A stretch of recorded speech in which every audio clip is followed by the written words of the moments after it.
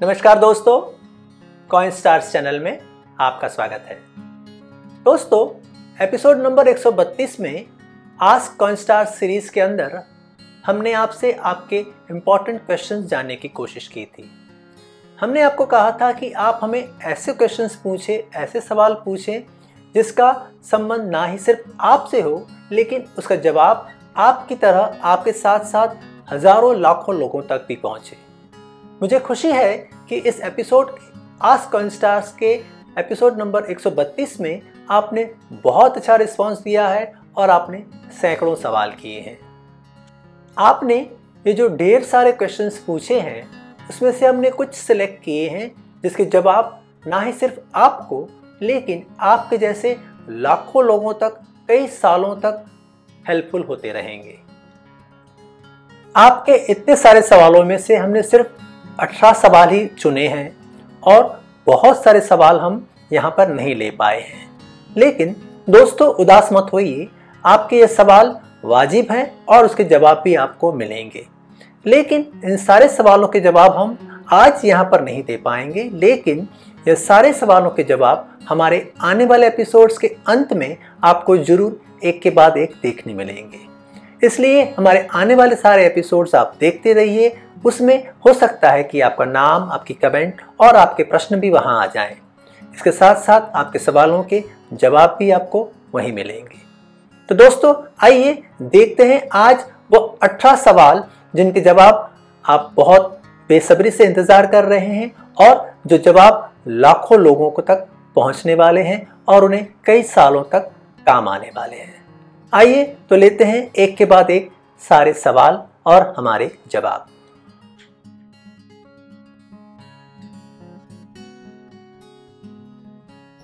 आशुतोष अग्रवाल ने बहुत ही सुंदर सवाल किया है। उनका पूछना है कि प्राचीन या मुगल सिक्कों को खरीदने या बेचने के लिए किसी लाइसेंस की जरूरत होती है क्या, और अगर आपके पास यह लाइसेंस ना हो तो आपका कलेक्शन क्या इल्लीगल होगा। आशुतोष जी, सबसे पहली बात तो यह है कि अगर आप कॉइन कलेक्शन करते हैं तो लाइसेंस हो या ना हो, आपका कलेक्शन इल्लीगल नहीं माना जाएगा। अब आते हैं सिक्कों को खरीदने के लिए। सिक्के खरीदने के लिए, सिक्कों का कलेक्शन करने के लिए आपको किसी भी प्रकार के कहीं के भी लाइसेंस की जरूरत नहीं है। ऐसा कोई कायदा नहीं है जहां पर आप ये कह सकें कि आपको सिक्के खरीदने के लिए या कलेक्शन करने के लिए लाइसेंस लेना जरूरी है। सिक्के art and antiquity treasure act के अंदर ओपन कैटेगरी में आते हैं। इसका मतलब होता है कि आप सिक्कों का कलेक्शन बिना किसी रुकावट से कलेक्शन कर सकते हैं और इसके लिए आपको ना तो कोई लाइसेंस लेने की ज़रूरत है, ना ही आपको कहीं इसका रजिस्ट्रेशन करने की ज़रूरत है। आइए अब चलते हैं कि लाइसेंस की ज़रूरत क्यों और किसे पड़ती है। लाइसेंस की ज़रूरत कायदे के हिसाब से उन्हें पड़ती है जिनका यह बिजनेस है। जो लोग व्यावहारिक तौर पर सिक्के खरीदते हैं और बेचते हैं और उसमें से मुनाफा कमाकर अपना घर चलाते हैं, ऐसे लोगों को लाइसेंस लेने की ज़रूरत है। अगर आप कलेक्शन करते हैं तो आपको कोई ज़रूरत नहीं है। अगर आपके कलेक्शन में कुछ एक्स्ट्रा सिक्के हों, अगर वो आप बेचते हैं तो भी आपको किसी प्रकार के लाइसेंस की ज़रूरत नहीं पड़ेगी। धन्यवाद।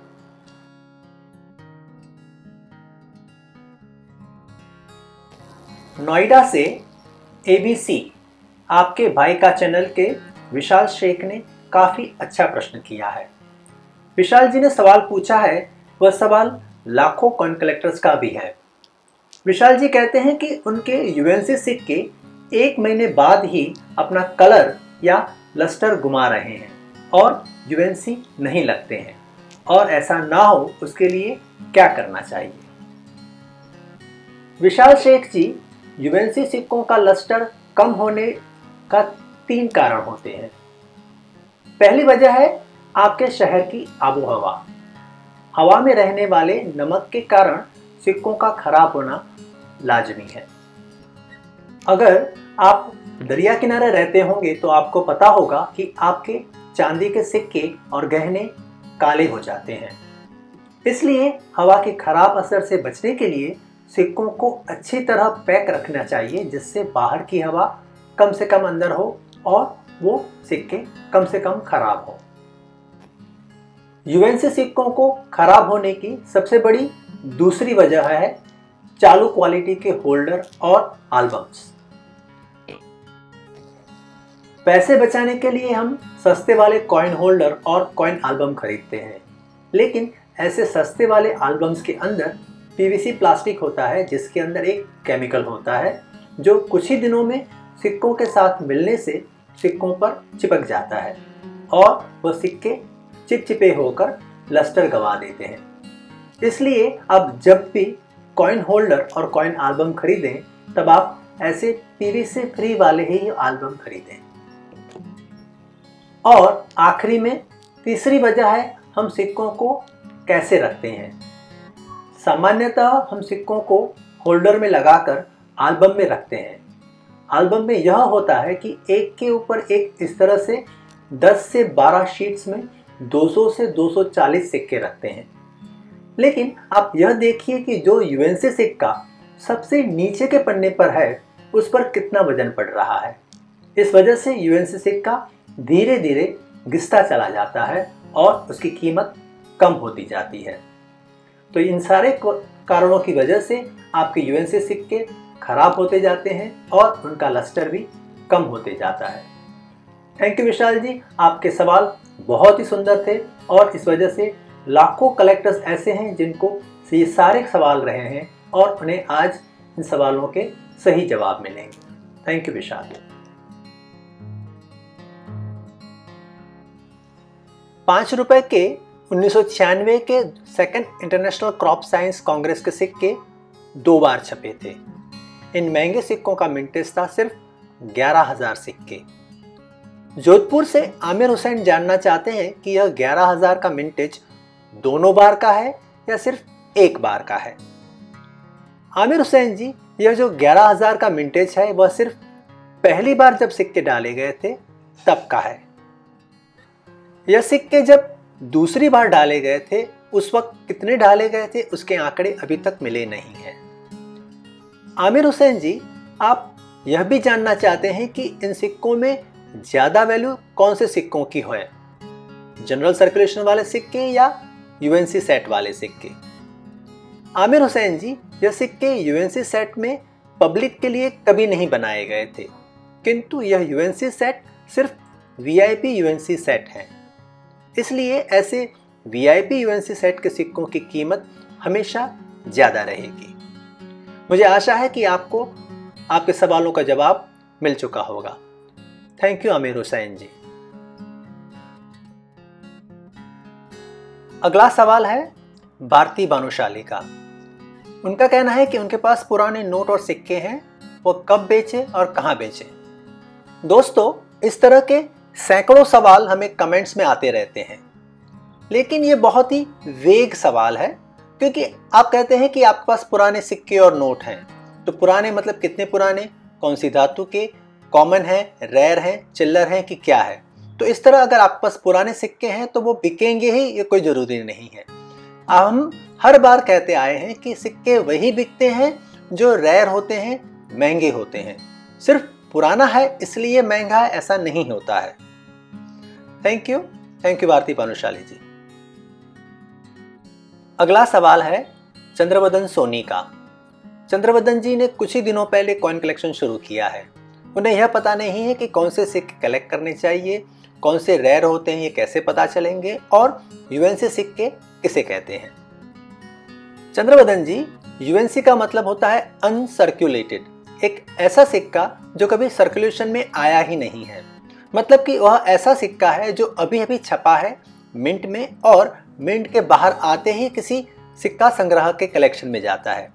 वो सिक्का सर्कुलेशन ना आने की वजह से वो सिक्का कम से कम खराब होता है, इसलिए उसको यूएनसी या अनसर्कुलेटेड कहते हैं। अगर आप कलेक्शन करना चाहते हैं तो आपको इस तरह के यूएनसी सिक्के ही जमा करने चाहिए। और जहाँ तक रही आपके यह जानने की बात कि कौन से सिक्के रेयर होते हैं, इसके लिए 2 ही रास्ते हैं। एक, आप कॉइन स्टार्स चैनल देखते रहिए ताकि आपको पता चलेगा कि कौन से सिक्के रेयर होते हैं। और दूसरा, सिक्कों के ऊपर आने वाली अच्छी किताबों का आप भी संग्रह करिए। इससे आपका ज्ञान बढ़ेगा और आप अच्छा कॉइन कलेक्शन कर पाएंगे। धन्यवाद चंद्रवदन जी।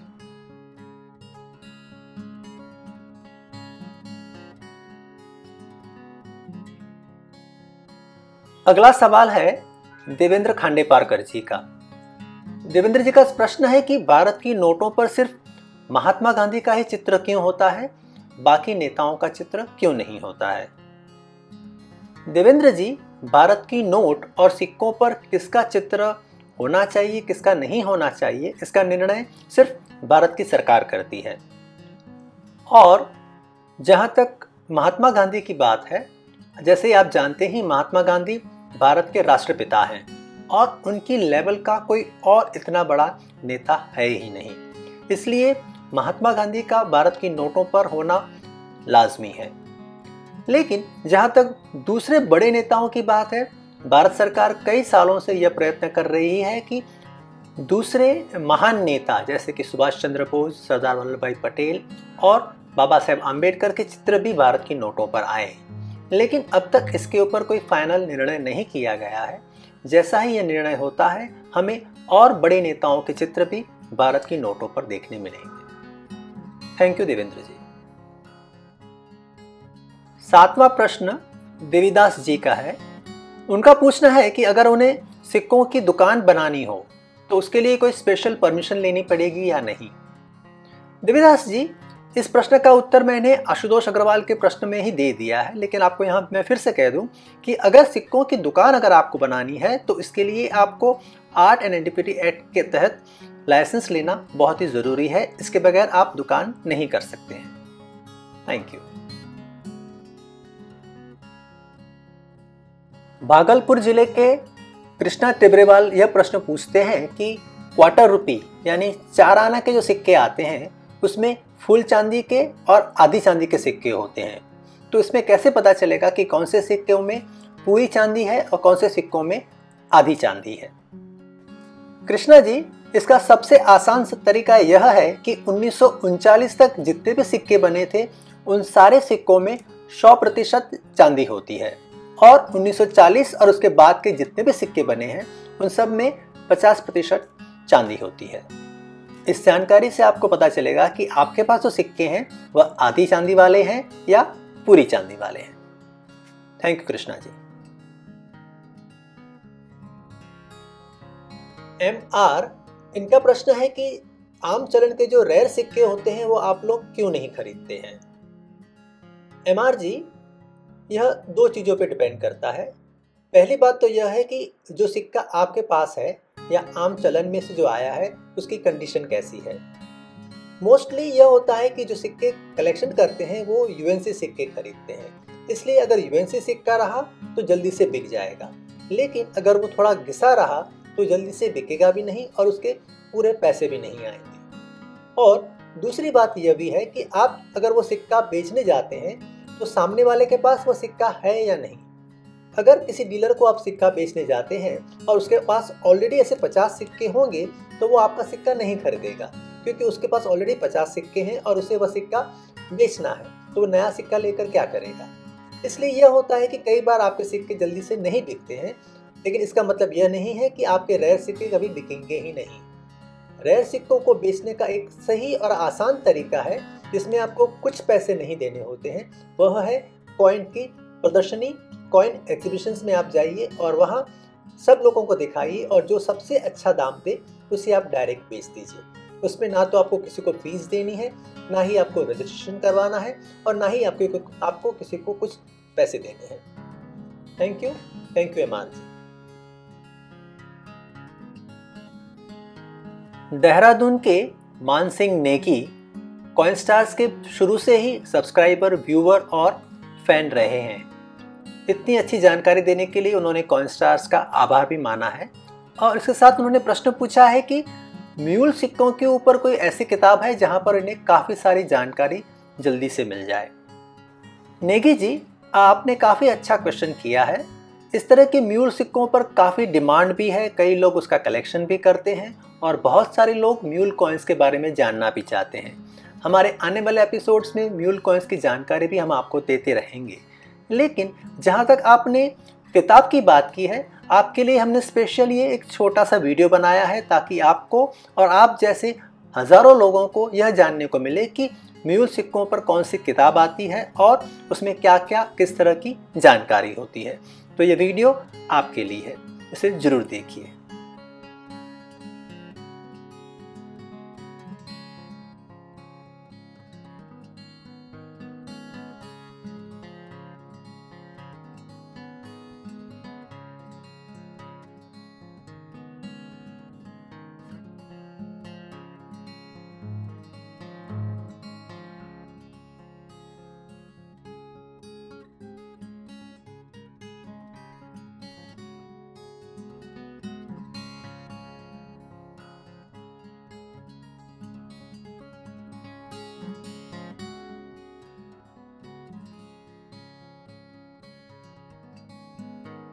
पुणे महाराष्ट्र से विकास पाठारे जी ने कॉइनस्टार्स का आभार माना है कि इतनी अच्छी जानकारी हम उन्हें दे रहे हैं। इनके दो प्रश्न हैं। एक 2000 के सिक्के के बारे में उन्होंने पूछा है कि यह सिक्का म्यूल हो सकता है कि नहीं। तो विकास जी, यह सिक्का देखे बगैर हम कुछ नहीं कह सकते। हो सके तो आप हमें टेलीग्राम पर या ईमेल पर इस सिक्के का फ़ोटो भेज दीजिए। और जहाँ तक दूसरा प्रश्न है आपका म्यूल सिक्कों पर वीडियो बनाने के लिए, उसी का जवाब हमने एक कुछ सेकंड पहले ही दिया है और वो वीडियो आप भी ज़रूर देखिए ताकि आपको भी इसके ऊपर काफ़ी अच्छी जानकारी मिल सके। थैंक यू विकास जी। राजस्थान के झुंझुनू से मुबारक अली ने यह प्रश्न पूछा है कि उनके पास 2017 का 500 रुपये का नोट है जो एक स्टार नोट है जिसके अंदर एल इंसेट है। मुबारक अली जी, स्टार नोट में कुछ ही नोट ऐसी होती हैं जो बहुत ही रेयर होती हैं और बहुत ही महंगी होती हैं, लेकिन यह जो नोट आप कह रहे हैं यह इतनी महंगी या इतनी रेयर नहीं होती है। स्टार नोट पे हमारे और बहुत सारे एपिसोड्स आने वाले हैं, आप उन्हें ज़रूर देखिएगा ताकि आपको पता चलेगा कि स्टार नोट्स कौन सी होती हैं, किस प्रकार की होती हैं और उनमें कौन सी सबसे महंगी होती है। थैंक यू मुबारक अली जी। संतोष गाड़े ने दो प्रश्न पूछे हैं। इनका पहला प्रश्न है कि एल्बम के बगैर सिक्के बिकते हैं या नहीं। संतोष जी, सिक्के बेचने के लिए किसी एल्बम की ज़रूरत नहीं है। अगर एक अच्छे कॉइन होल्डर में अगर आपने सिक्के रखे हों और वह रेयर हों तो वो ज़रूर बिकेंगे। इसके लिए आपको एल्बम का खर्चा करना ज़रूरी नहीं है। दूसरी बात है कि आप पूछते हैं कि एग्जीबिशन में आने के लिए, मुंबई एग्जीबिशन में आने के लिए क्या आपको वैक्सीन लेना ज़रूरी है। जी हाँ, अगर आप मुंबई आते हैं तो आपको वैक्सीन लेना बहुत ही ज़रूरी है। इसके बगैर आपको मुंबई में एंट्री बहुत ही रिस्ट्रिक्ट हो जाएगी या आपको वहीं पर रोककर वहीं पर ही आपका टेस्ट लिया जाएगा।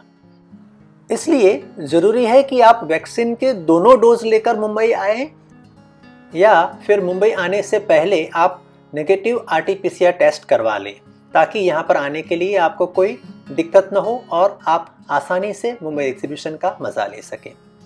Thank you Santosh ji.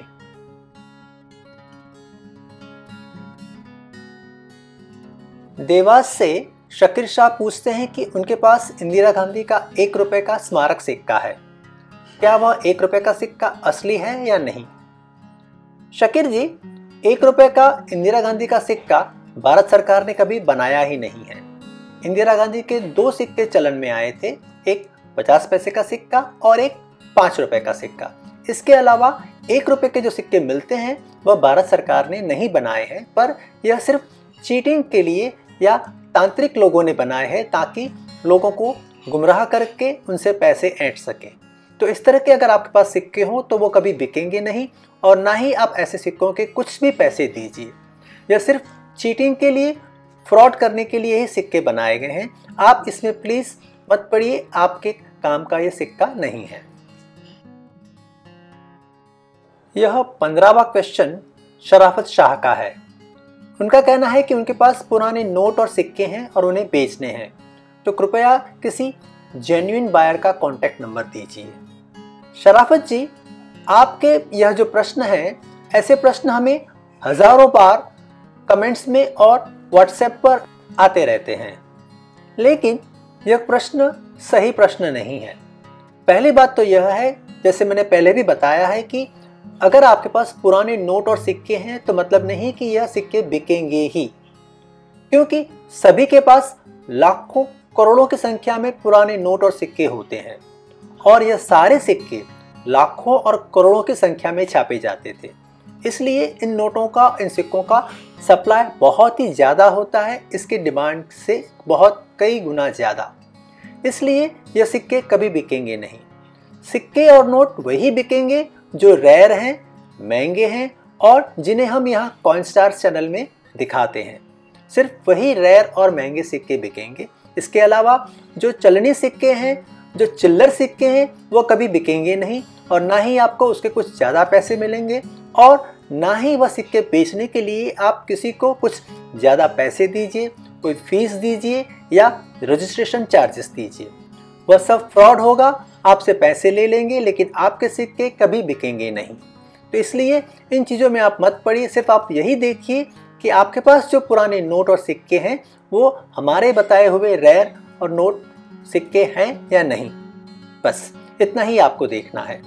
और जहाँ तक जेन्युइन बायर के कॉन्टैक्ट नंबर की बात है, इस तरह का प्रश्न हमें हजारों बार पूछा गया है और आगे भी पूछा जाता रहेगा।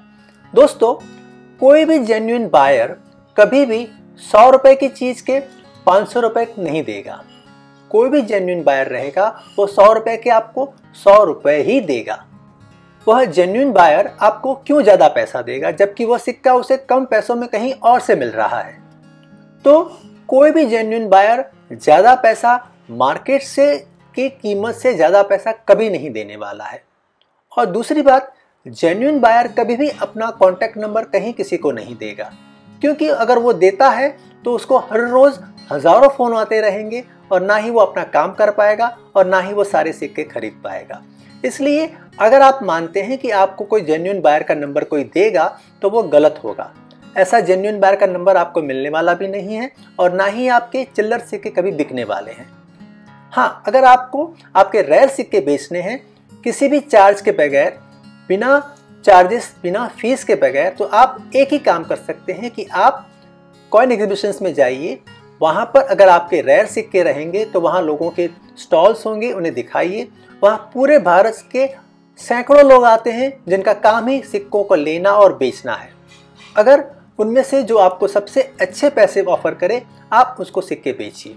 बस यही एक सही और फास्ट रास्ता है जिससे आप अपने रेयर नोट और सिक्के बेच सकते हैं। इसके बगैर आपके सिक्के कभी नहीं बिकेंगे और आप बेकार में फ्रॉड के शिकार हो जाएंगे। इस तरह आप इस फ्रॉड से बचने के लिए सिर्फ यही रास्ता आजमाइए कि एक एग्जीबिशन में जाइए और वहां अपने महंगे सिक्के, रेयर सिक्के बेचने की कोशिश करिए।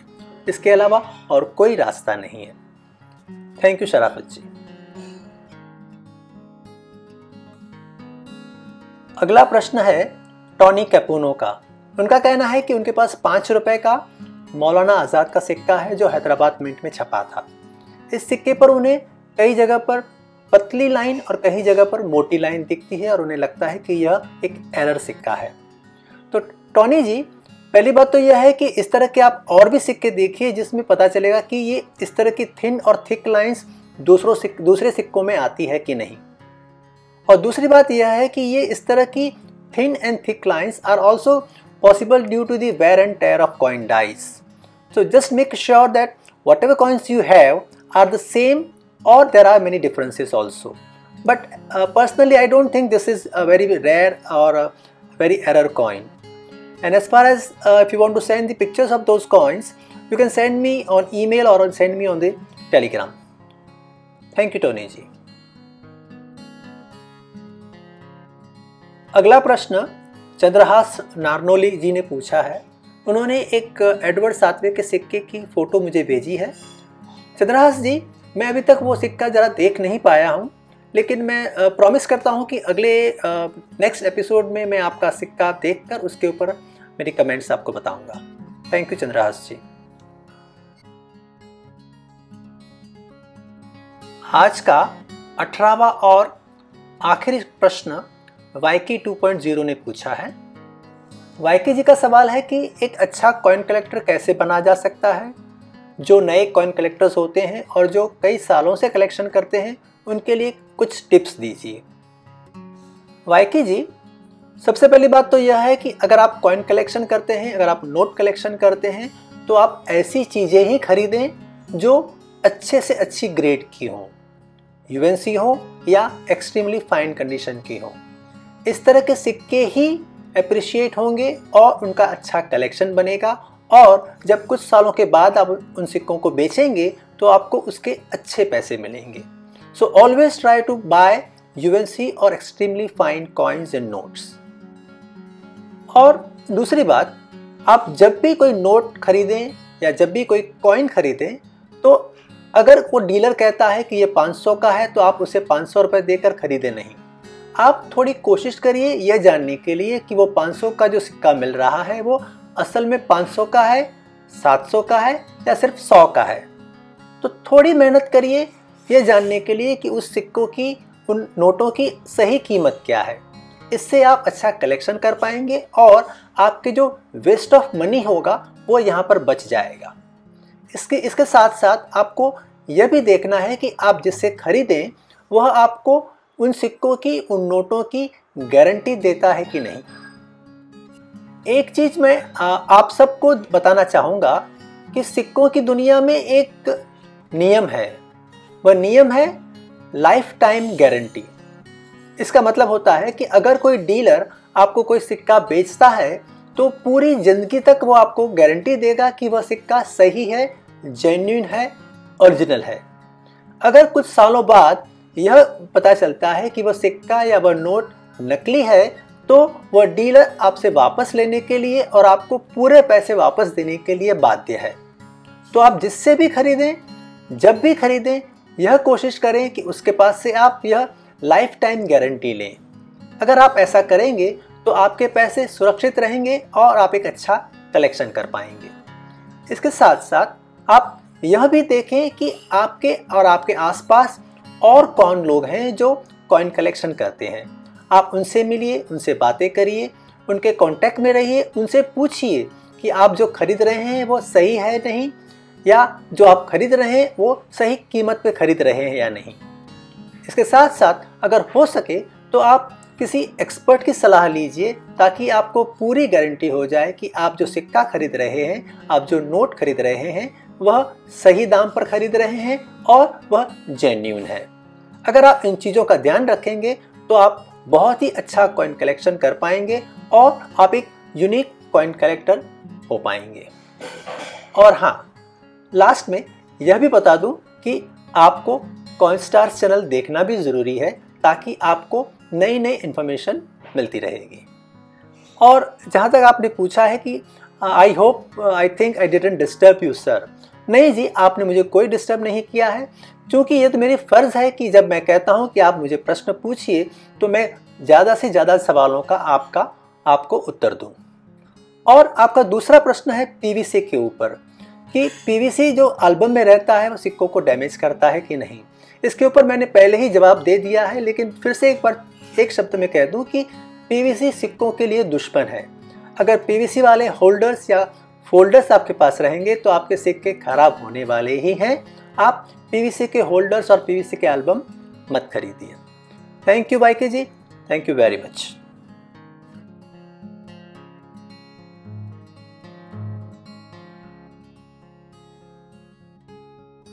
दोस्तों, अगला प्रश्न मैं अपनी ओर से यहाँ डालना चाहता हूँ। यह प्रश्न है 1 रुपए के 1985 के एच मिंट मार्क वाले सिक्के के ऊपर। आपकी सैकड़ों कमेंट्स हमें आती हैं कि आपके पास भी ऐसा सिक्का है और आप भी यह सिक्का बहुत महंगे दामों में बेचना चाहते हैं। दोस्तों, सबसे बड़ी परेशानी यह है कि लोग हमारा एपिसोड पूरा देखते ही नहीं हैं। उन्होंने सिर्फ एपिसोड का एक बैनर देखा, थंबनेल देखा, पढ़ा और बैठ जाते हैं कमेंट लिखने के लिए। ऐसे दोस्तों को मैं कहना चाहूँगा कि आप प्लीज़ ये एपिसोड जो भी हो उसे पूरा देखिए, क्योंकि ऐसा नहीं है कि पहली 10 सेकंड के अंदर ही जो सही है हम बता देंगे। हमें कोई भी एपिसोड बनाने के लिए उसका पूरी हिस्ट्री बनानी पड़ती है, उसकी सारी जानकारी देनी पड़ती है और उसके बाद में आखिर में हम निर्णय देते हैं कि वह क्या चीज़ है। यही होता है यह 1 रुपए के 1985 के एच मिंट मार्क वाले सिक्कों पर। लोग देखते हैं कि 2.5 लाख में सिक्का बिका है, तो उनके पास तो ऐसे 10 सिक्के हैं और उन्हें 2.5 करोड़ रुपए मिल जाएंगे, लेकिन वह पूरा एपिसोड देखते ही नहीं है। जहाँ तक यह एपिसोड नंबर 101 की बात है, अगर आप इस एपिसोड को पूरा देखेंगे तो आपको पता चलेगा कि कौन सा सिक्का रेयर होता है और कौन सा सिक्का नहीं होता है। जो 2.5 लाख में सिक्का बिका है वो कौन सा है और जो आपके हाथ में सिक्का है वो कौन सा है, दोनों में क्या फ़र्क है, यह सारा हमने बहुत ही क्लियरली इस एपिसोड में बताया है। अगर आप यह एपिसोड पूरा देखेंगे तो आपको पता चल जाएगा कि आपके पास जो सिक्का है वो क्या कीमत का है। फिर आपको कोई कमेंट करने की ज़रूरत नहीं पड़ेगी कि आपके पास सिक्का है और आप उसे बेचना चाहते हैं। तो प्लीज़ इस तरह के जो भी सिक्के हों जिसके एपिसोड्स हम यहाँ बनाते हैं उनको आप पूरा देखिए, ताकि आपको सच पता चले और आप किसी भ्रम में ना रहें और ना ही आप किसी फ्रॉड के शिकार हो सकें। कॉइनस्टार्स के मेरे प्यारे दोस्तों, तो यह था #AskCoinstars नंबर 3।